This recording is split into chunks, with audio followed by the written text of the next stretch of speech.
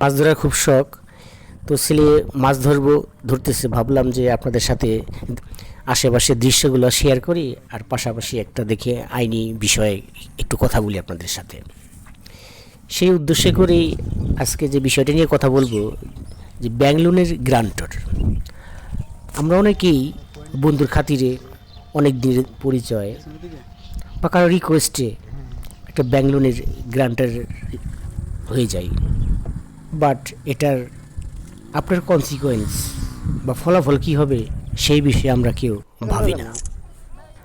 আজকে এই বিষয়টি নিয়ে আলোচনা করব। আপনি যখন কারো লোনের ব্যাংক গ্রান্টার হিসেবে কাগজে সাইন করবেন, আপনি তখন ওই লোনের ওই ব্যক্তির দায়িত্ব নিয়ে নিলেন।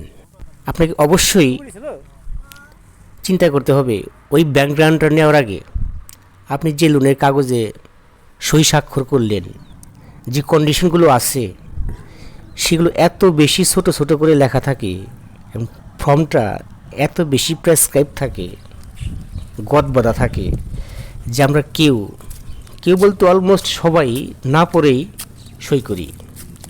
কিন্তু আমি বলবো, আপনি সই করার আগে কন্ডিশনগুলো পড়বেন।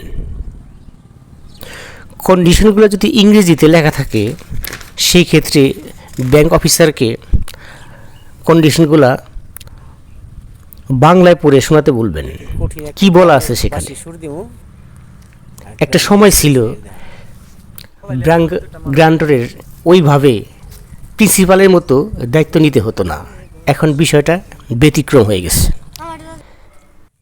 যিনি প্রিন্সিপাল বা মেন লোন গ্রহীতা, তার মতো করে এই রেসপন্সিবিলিটি নিতে হতো না, একটা সময় ছিল।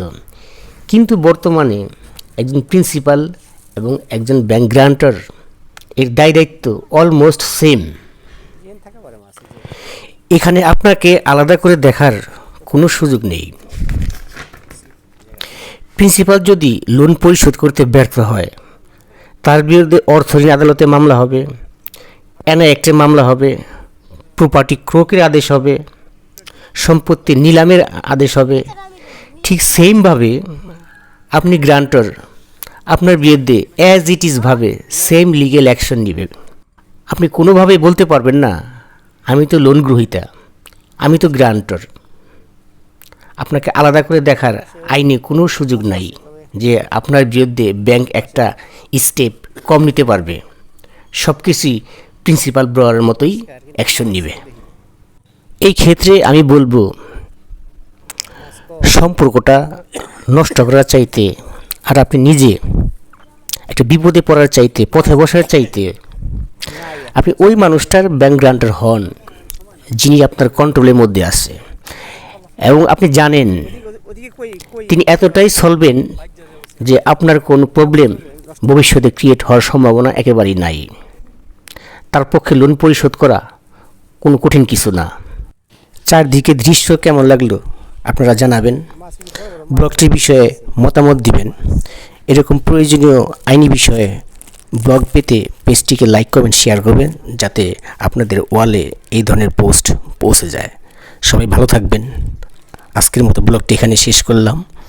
আসসালামু আলাইকুম।